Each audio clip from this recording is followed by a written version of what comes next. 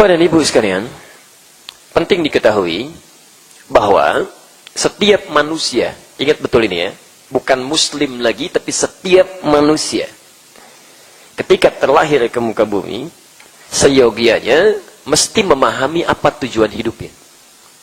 Apalagi orang Islam. Jadi jangan sampai ada orang Islam, ya terlebih teman-teman yang hadir dalam kesempatan saat ini, ya sudah berkumpul di rumah Allah ini, yang ketika terlahir menjalani kehidupan, kita tidak paham sebetulnya kehidupan kita itu untuk apa. Mau kemana hidup ini, kan? Mau diarahkan kemana, apa yang mau kita capai. Nah, karena itulah kemudian, ketika kita terlahir dengan serta-merta kelahiran kita, Allah sudah menegaskan arah hidup kita itu mesti ke sini. Di antaranya, terdapat di Quran surah ke-51, ayat 56. InsyaAllah kita hafal ayatnya. وَمَا خَلَقْتُ الْجِنَّ وَالْإِنسَ إِلَّا لِيَعْبُدُونَ. Perhatikan cara menerjemahkannya.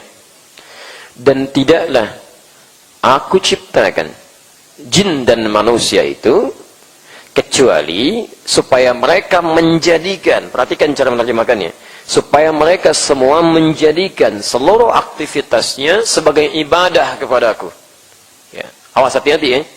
Lihat cara menerjemahkannya. Kecuali supaya mereka semua menjadikan seluruh aktivitasnya sebagai ibadah kepadaku. Jadi kata Allah, tujuan hidup kita itu nggak ada yang lain kecuali cuma ibadah. Awas ya, hati-hati. Jangankan manusia, jin aja ibadah. Ya, jin saja ibadah, tapi biarkan jin dengan alamnya, gitu kan? Awas, jangan diisengi, jangan diusili, biarkan jin. Tugas kita beribadah sebagai manusia. Ya, jin sesuai dengan alamnya masing-masing. Ya.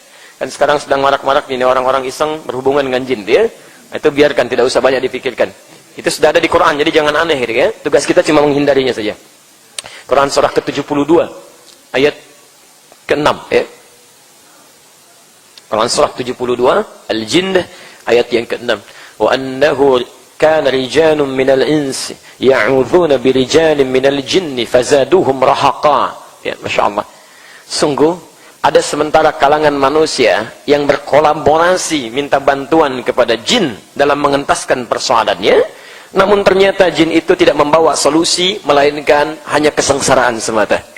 Ingat betul ini ya.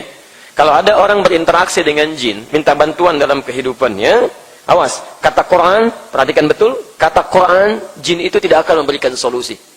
Hanya mengundang masalah. Ya. Karena itu, ketika Allah menyampaikan ayat ini, sebelum sampai ke tujuan hidup, ketika Allah menyampaikan ayat ini, itu selalu, ya, selalu ketika menyebutkan ins manusia, dipasangkan dengan jin, dan secara bahasa maknanya bertentangan. Ya. Di secara bahasa pun nggak bisa nyambung. Ya, tidak bisa nyambung. Saya beri contoh. Kalimat jin dengan ins disebutkan dalam Quran setidaknya 18 kali.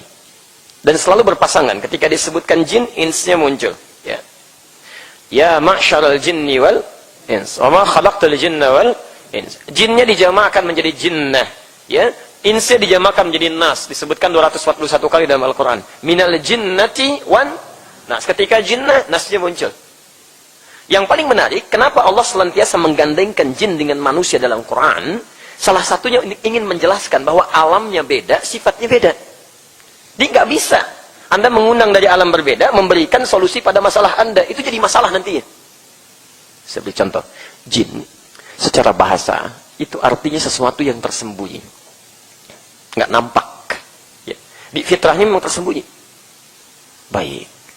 Jadi ketika dilahirkan sampai dengan beraktivitas, dia sembunyi, tidak nampak. Ya.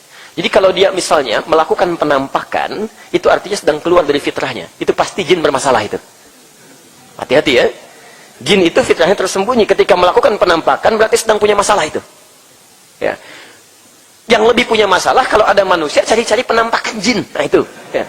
Itu yang persoalan itu ya. Baik, satu itu. Yang kedua, jin disebut dengan jin itu mengandung arti sesuatu yang tidak harmoni, tidak lembut, kasar dia. Bawaannya kasar. Ya. Silahkan cek. Kalau ada orang misalnya ya dimasuki oleh jin pun pasti perilakunya nggak ada yang lembut. Ya. Saya belum pernah dengar ada orang kemasukan jin datang ke sini, Pak mohon izin mau ikut talim. Nggak ada. Pasti kalau tidak meracau lisannya, mengacau tindakannya. Karena sifatnya beda. Manusia ins, tampak, kelihatan. Jin tersembunyi, manusia tampak. Ingat, ketika dilahirkan oleh ibundanya tampak bagaimana parasnya, keadaannya, dirinya, tangisannya. Belum pernah ditemukan ada seorang ibu melahirkan anak, anaknya nggak ada tapi nangis. Ya, gitu kan? Pasti nampak gitu. Ya. Jadi kalau ada manusia yang kemudian mencoba untuk sembunyi-sembunyi pada yang tidak wajar, sulit tampak, itu pasti sedang keluar dari persoalan hidup fitrahnya. Keluar dari fitrahnya. Ya. Masuk ke rumah, sembunyi-sembunyi, ada pintu depan lewat jendela, gitu kan? Masuk ke masjid, sembunyi-sembunyi, orang saf udah ke depan di mojok-mojok, itu pasti manusia sedang punya masalah. Betul, keluar dari fitnahnya. Ya. Sama, jin kasar, ins lembut. Manusia itu lembut. Lembut, saking lembutnya, Masya Allah, ketika baru dilahirkan, disayang-sayang, dipeluk oleh siapapun, dan sebagainya, saking lembutnya. Jadi kalau kemudian dia tumbuh, menjadi kasar lisannya, kasar perilakunya, kasar tangannya, ada yang salah dalam kehidupannya. Ada yang salah. Nah, teman-teman sekalian, untuk menjadikan fitrah kemanusiaan itu hadir dalam konteksnya, maka Allah arahkan, hidup kita ini mesti ibadah. Makannya ibadah, minumnya ibadah, tidurnya ibadah, kerjanya ibadah, segalanya. Segalanya, pelan-pelan ya. Awas hati-hati. Coba cek lagi dari sekian kehidupan kita yang seharusnya menjadi ibadah, berapa yang menyimpang dari ketentuan itu. Dari bangun tidur sampai tidur kembali. Karena itu, tidak pernah ditemukan seluruh aktivitas kita sebagai muslim agar aktivitasnya menjadi ibadah, kecuali selalu bersanding dengan doa. Silahkan cek. Bangun tidur, kita ada doanya. Umat lain belum tentu. Makan, kita ada doanya. Berpakaian, ada doanya. Minum, ada doanya. Masuk masjid, ada doanya. Bahkan diatur, kaki mana yang masuk, kaki mana untuk keluar. Ke toilet saja, ada doanya. Umat lain belum tentu. Bahkan saat Anda tidak mengetahui doanya pun, kata Nabi, cukup Anda sertakan nama Allah di dalamnya. Supaya jadi ibadah karena Allah. Kullu amrin dhibanin la yubda'u fihi bismillahirrahmanirrahim fahuwa abtar. Setiap perbuatan baik yang tidak disertakan nama Allah di dalamnya, bismillahirrahmanirrahim, atau minimal kita singkat dengan bismillah, minum, bismillah. Anda tidak ucapkan bismillah, kata Nabi, fahuwa abtar, terputus nilai ibadahnya. Ini ada dua minuman.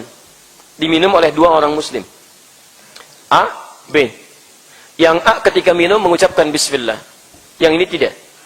Fungsi minuman itu menghilangkan haus. Jadi saat minum keduanya akan hilang hausnya. Tapi ketika Anda ucapkan bismillah, tidak sekedar minuman ini menghilangkan haus, tapi kalimat itu menjadikan minum yang dilakukan sebagai ibadah. Tertulis pahala akhiratnya. Jelas ya? Jadi yang ini rugi karena nggak punya bekal ke akhirat. Ini yang nggak akan ikut. Semua yang kita lakukan di dunia dan perangkat hidup yang menyertai kita, itu demi Allah saya katakan, tidak akan pernah sampai ikut dengan kita hingga ke alam akhirat. Ke alam kubur juga tidak. Saya sering ungkapkan, Anda cari uang sampai punya handphone ini. Ya. Handphone Anda ini gunakan saat dalam kehidupan dunia. Ketika Anda wafat, ini nggak ikut. Selesai. Nggak ikut. Saya belum pernah menemukan ada orang berkata, Pak, kalau meninggal nanti mama tolong handphonenya sertakan ya ke alam kubur. Kalau kangen nanti di sekolah aja. Oh, nggak bisa. Selesai gitu kan. Apa yang ikut? Bismillah. Assalamualaikum. Bismillah. Bismillah. Bikin status sekarang waktu salat di Bekasi. Subuh jam sekian, zuhur jam. Itu yang ikut. Bahkan nanti ada ayat yang sangat tegas. Kalau Anda tidak menyertakan kalimat ibadah, itu sama saja. Tidak ada bedanya dengan orang yang belum punya iman. Ya. Jadi kalau Anda cuma minum begini, tidak mengucapkan bismillah, orang kafir pun bisa melakukan itu. Kalau Anda cuma mau makan gak baca bismillah, jangankan Anda, non-muslim pun bisa melakukan itu. Jadi apa bedanya Anda dengan mereka? Mesti ada beda gitu kan? Dalam urusan dunia bisa sama-sama yang digunakan, tapi urusan akhirat mesti beda. Itulah yang membedakan antara iman dengan yang bukan iman.